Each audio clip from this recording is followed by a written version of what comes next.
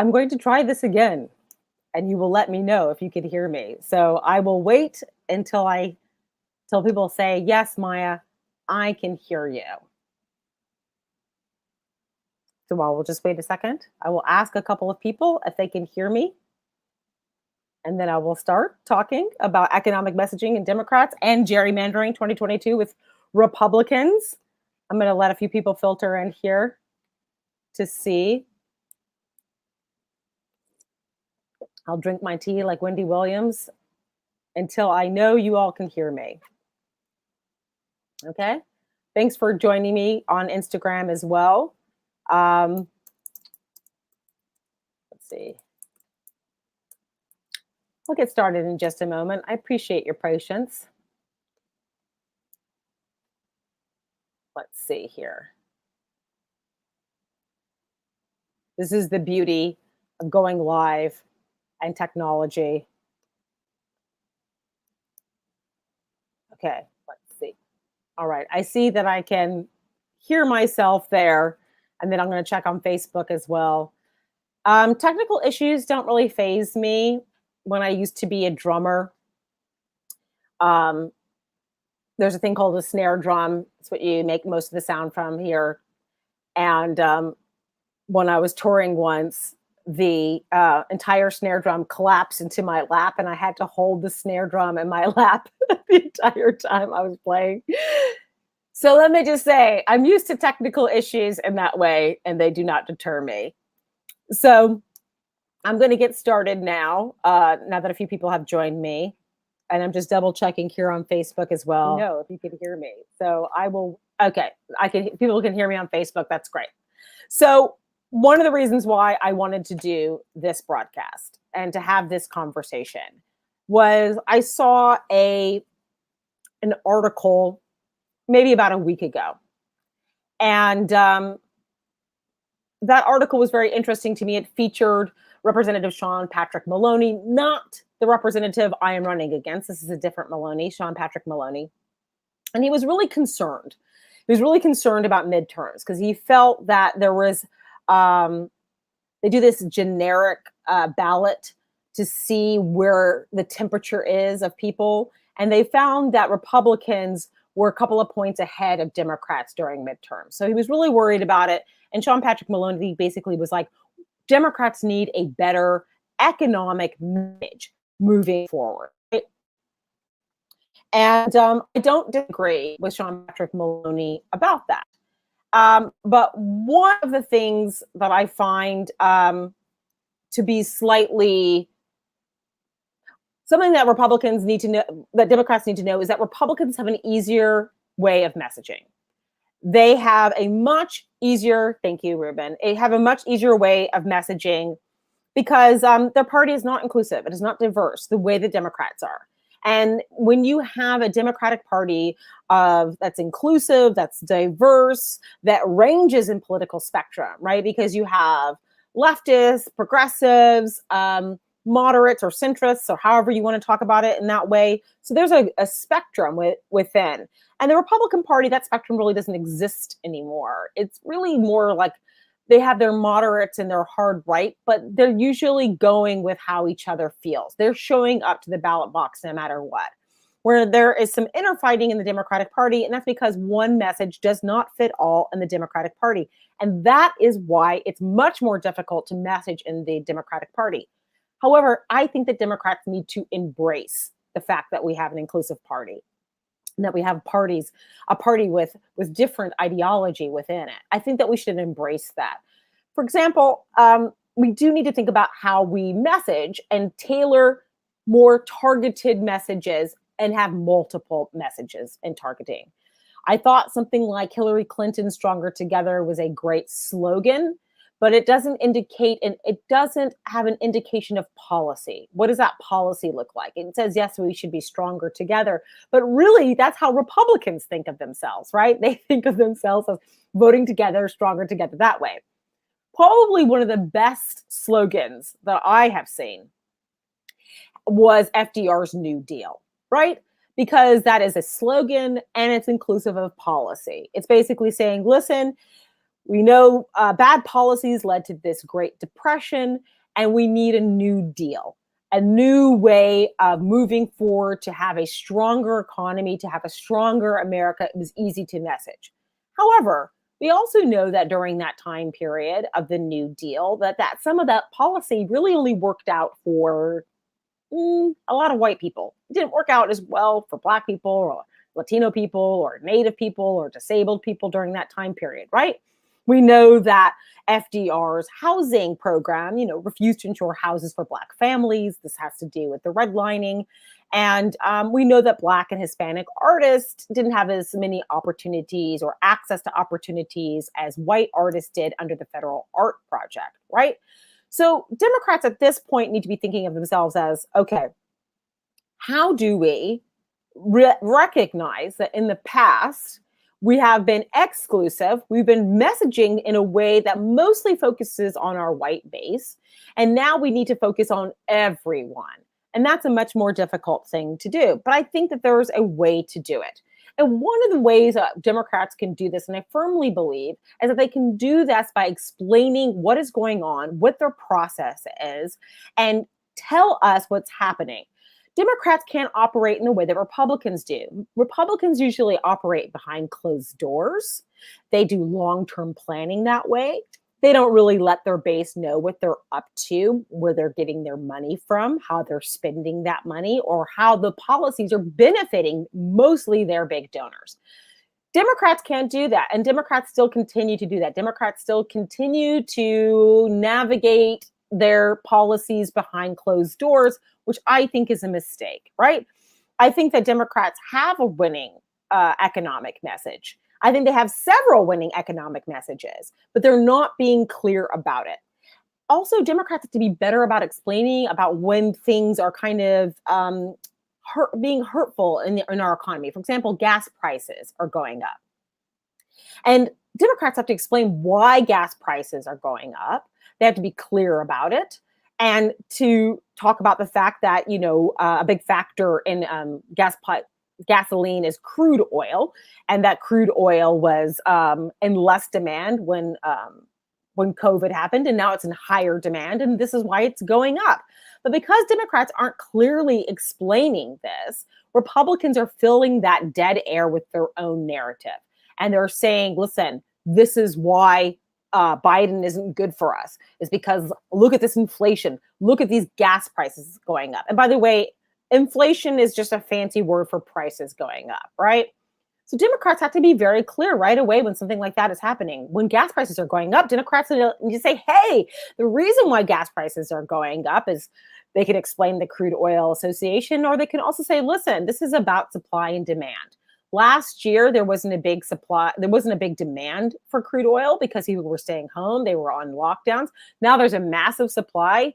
There's a massive demand, but there's less of a supply. This is why the prices are going up. We're going to those prices will come down, just not yet. If Democrats were better at explaining that, the public would be calmed by it. That is something that I really, really want them to do. Okay? So another thing that Democrats need to do regarding an economic message is calm inflation fears down, right? One of the things that the Fed keeps doing is keeps talking about inflation going up. And while me and you and some other people might go, I really don't think about inflation that much. I don't really care about inflation. The thing is, there are a lot of people that very much care about inflation. And I'm going to tell you about two groups that care about inflation. Well, Republicans do. And honestly, a lot of Hispanic and Latino people do, who are from countries where high inflation really hurt us. This is something that the Democrats do not fundamentally understand at this point, and they need to understand it, and they need to understand it right now, okay? Because there was massive inflation problems in Venezuela, right? There's been inflation problems in Cuba. There's been massive inflation aspects that were happening in South America and the Caribbean overall. And so when Republicans say, we got to worry about inflation, I want you to know that Republicans are targeting Latino voters with that. I still find that that Democrats are not being as savvy and understanding that that Republicans know exactly who they're targeting when they start going, when they're trying to push certain economic messages. Okay. So this is what I want some people to understand. Okay.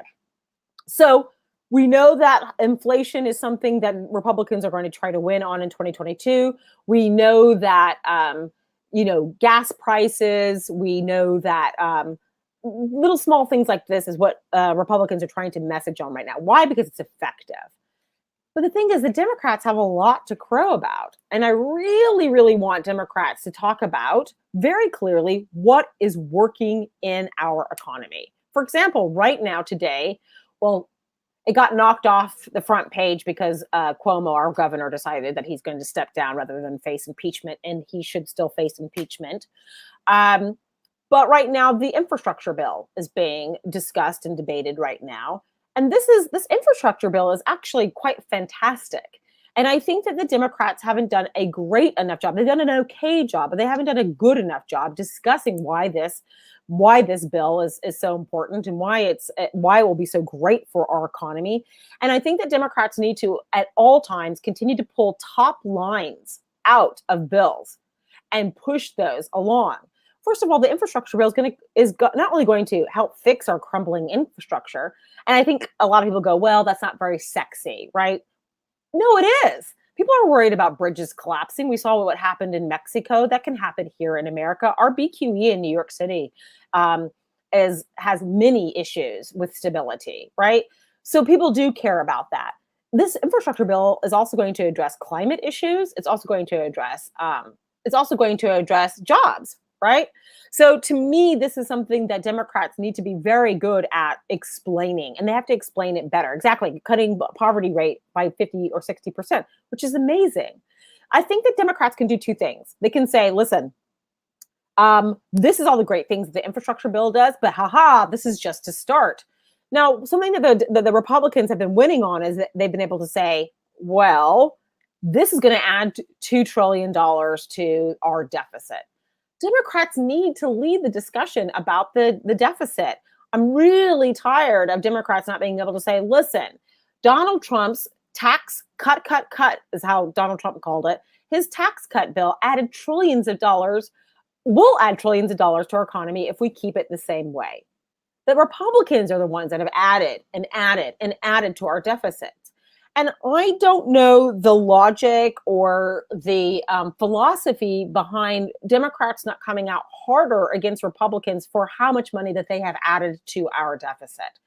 The deficit narrative is continuously won by Republicans, and it should not be. We should be winning the deficit argument. We have shown every single time a Democrat comes into office, the deficit moves down. And every time a Republican comes into office, the deficit goes up. Why are all Democrats not discussing that, right? And by the way, you might say, Maya, I don't even care about the deficit. The thing is, people do care about it, okay? Let's talk about this.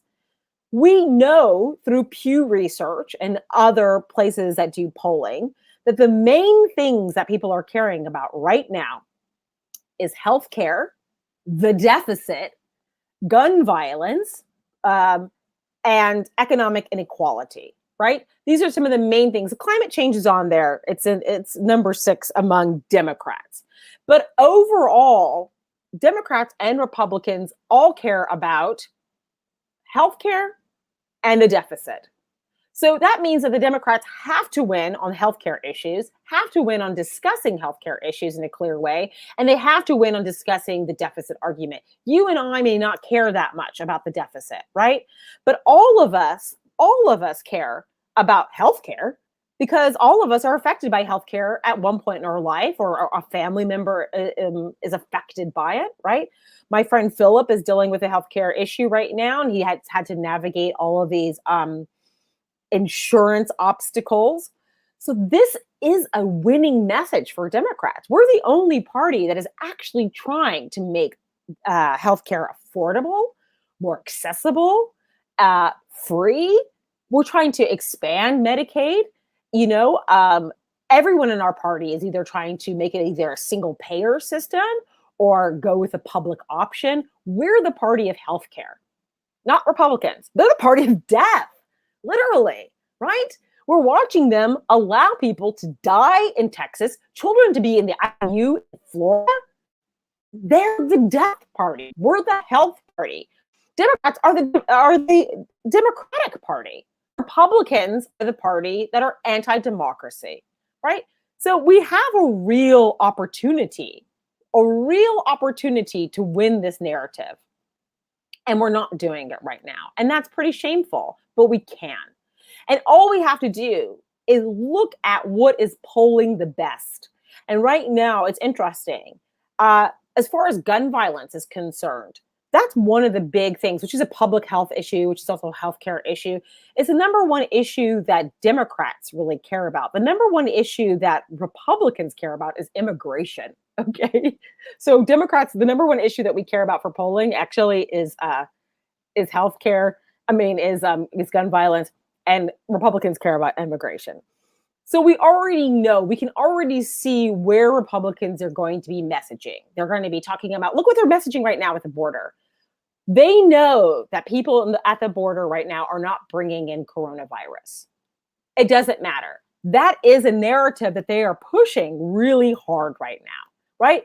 Republicans are saying this horrific, grotesque thing, and they're getting away with it because Democrats, once again, are not countering that message and to say, that is grotesque. If anyone is spreading coronavirus, it's the governors of Texas and the governors of Florida, right?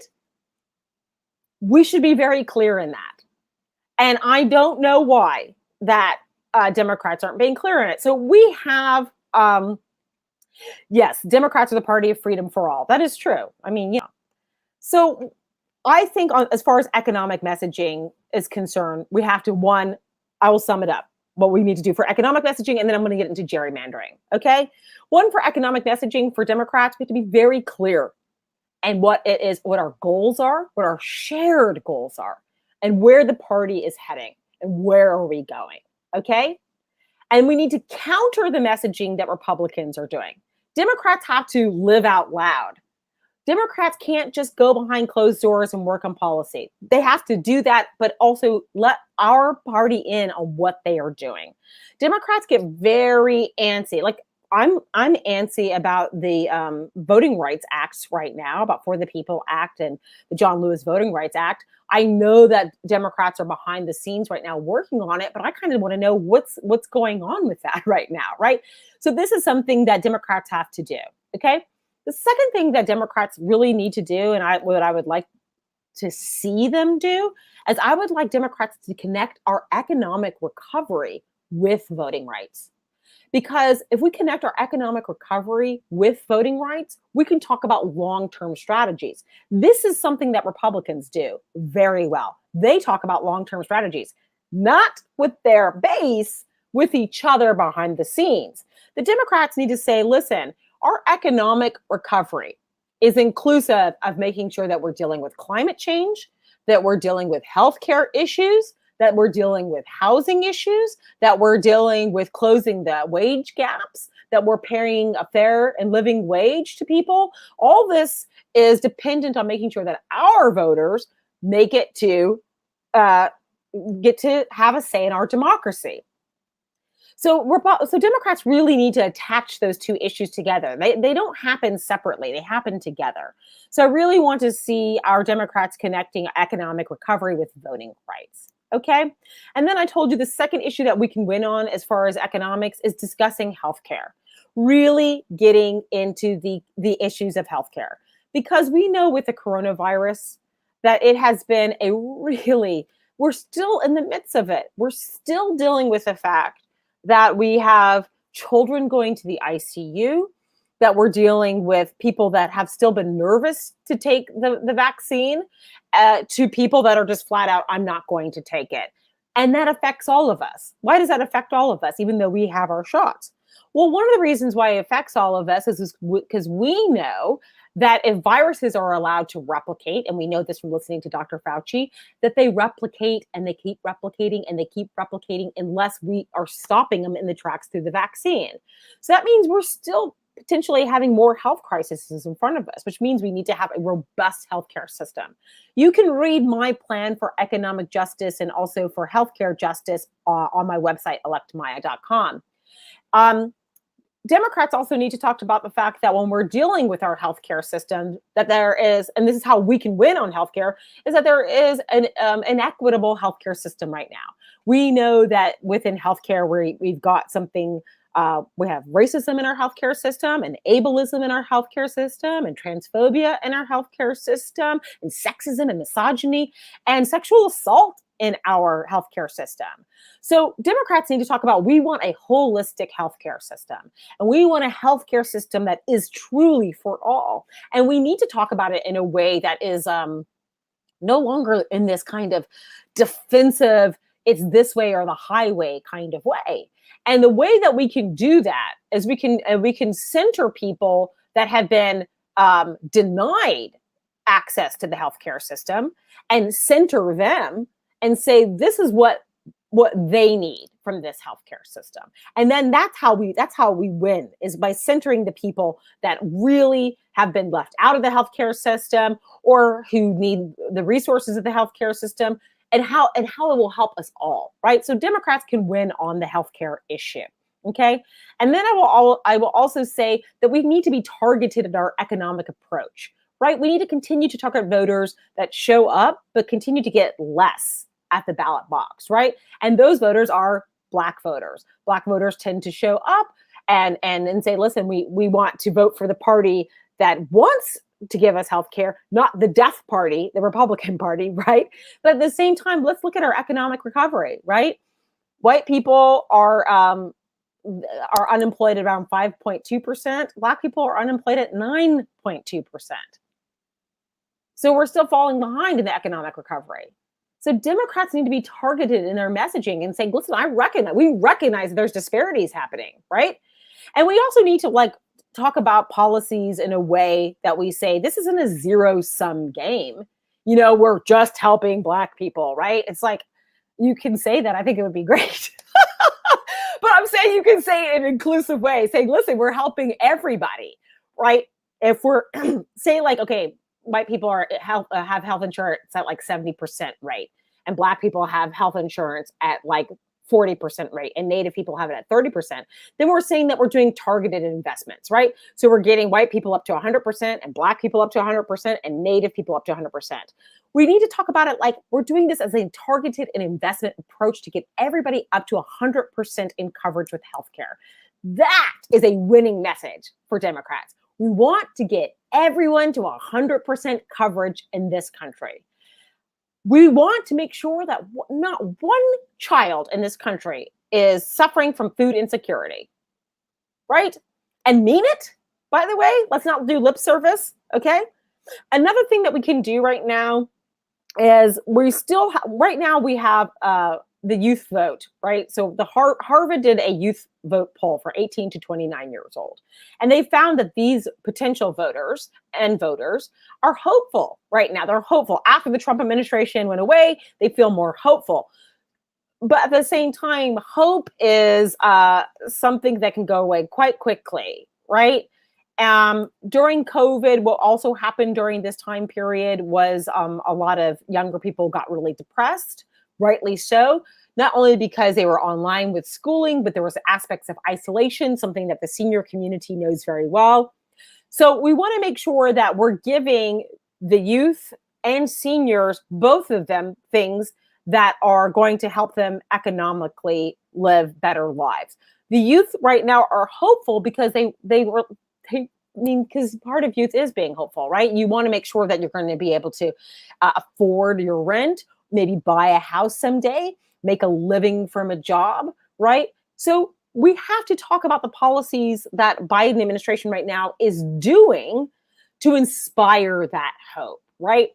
And I think that it's really incredibly important to do that because one, Gen X, Gen Z, and millennials all voted for the first time at a higher rate above the boomer generation, but it's still time to show what is our economic recovery really going to look like and what can Democrats really deliver to kind of not only to keep the motivation of the youth moving towards the ballot box, but really inspire them to keep on voting and to bring more people into the fold, right?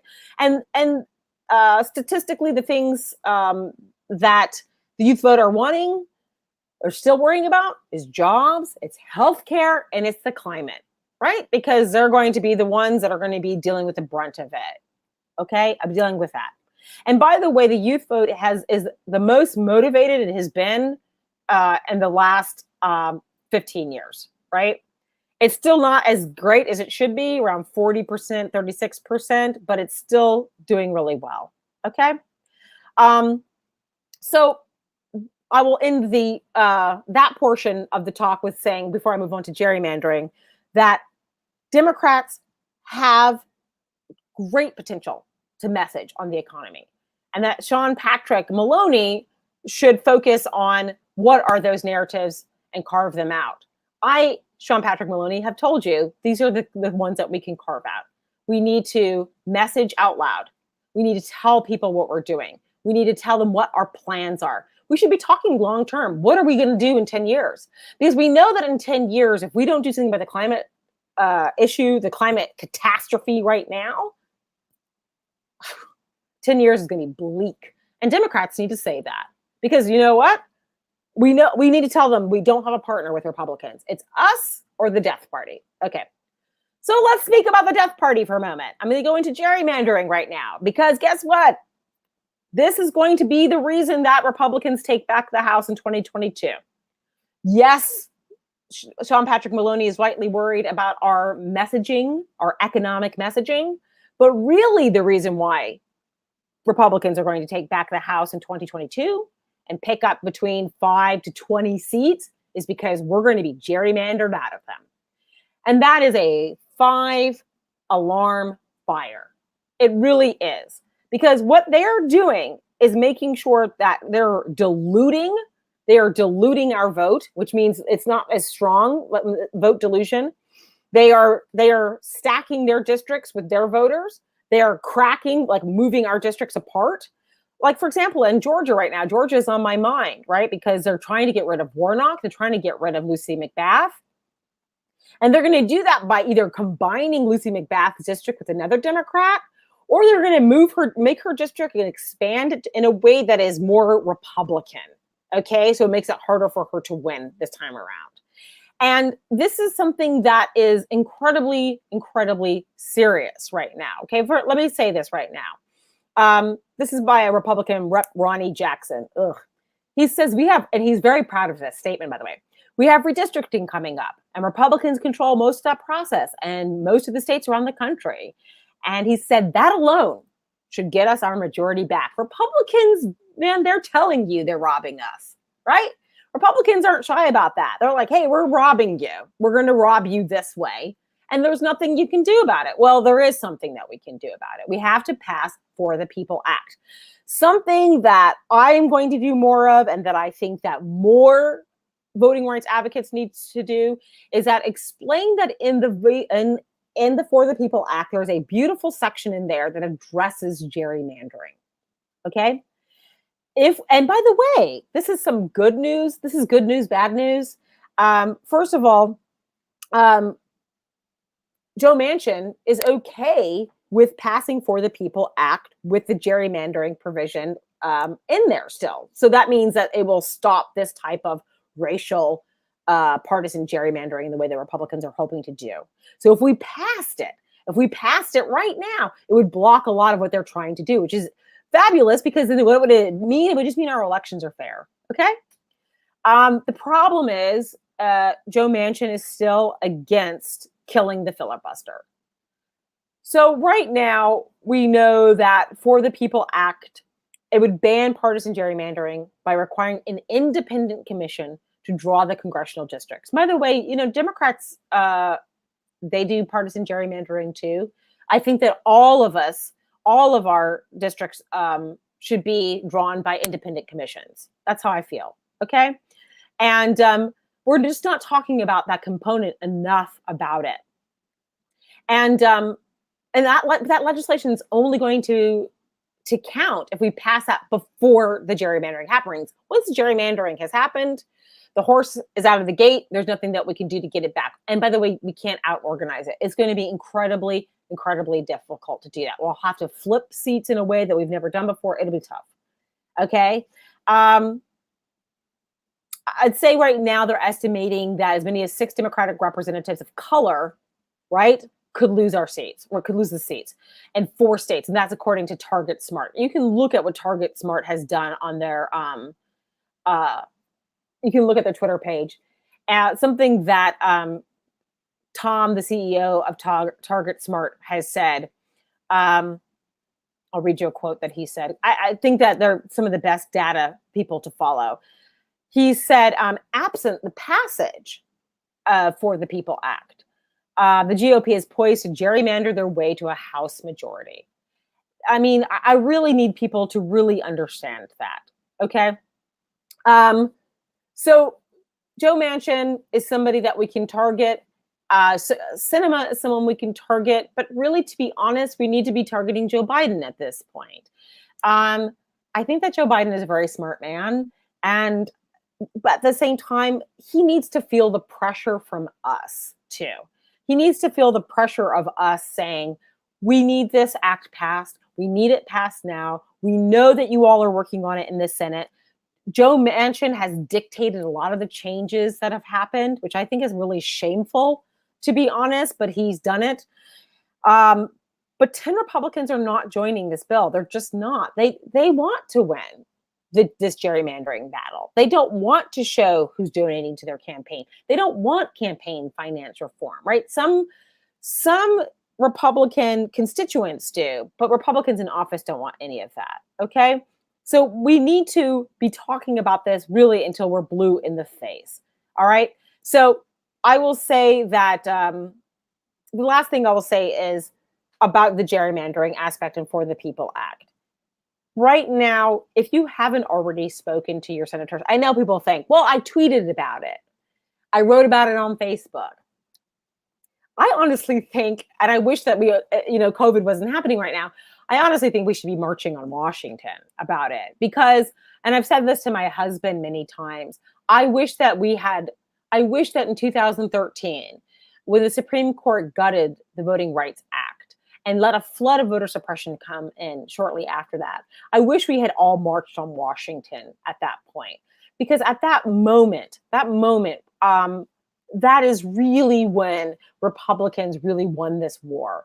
And I want people to also understand what is going on. And I'll end with this. Republicans have this long-term plan. They have a lot of these state houses, and a lot of that happened because of the gutting of the Voting Rights Act in 2013. It happened because of the last census in 2010. They've been long-term planning. They're trying to make sure that Republican rule is forever. And to be honest, they're really okay with democracy ending. And I think that's something that we need to say pretty straightforward. Because one of the things that they're doing in Georgia, and I think that you've heard this, is not only are they trying to gerrymander Warnock out and trying to make sure that he's not in power anymore, and that Lucy McBath is not in power anymore, but they're 2 Black people. They're trying to get those 2 people out of power. Not only are they trying to make sure that their legislators stay white and that Congress gets whiter again, but they're also trying to make sure that if their own party doesn't fall in line, that they have every right to overturn election results. That's where we're at right now. And I've said this many times, and I'll say it again. I need the media to fundamentally understand what they're trying to do, what Republicans are trying to do. And it should be very clear from the way that they're operating their life right now. If they're willing to let children die in Texas from COVID and let them die in Florida, they're willing to give away our democracy too. What does it matter to them? If they get to be oligarchs with money, they don't care what happens to us. They'll be fine with having this thin veneer of a government, but we will be out of power, right? And I know some people, like I remember Susan Sarandon saying, good, I hope it happens. Then the revolution will come. Honey, you saying this from your big mansion. That's not how that works. It's not like everything will get torn down and then all of a sudden it'll get built back in some equitable fashion. That's not what's going to be happening. So we need to fight for this democracy. We need to do it right now. And we need leadership that is passionate about fighting for this democracy. And I'm one of those people. So I will end with a pitch. Support my campaign, donate to my campaign, electmaya.com. I very much appreciate you all showing up for my lives. I've been looking up and down because I've got IG up here and I'm looking down here because I'm on Facebook and Twitter here. Thank you again for joining me. I will be doing this discussion again next week. Feel free to send me questions or feedback, and definitely send me donations. Okay? Thank you all. Thank you all.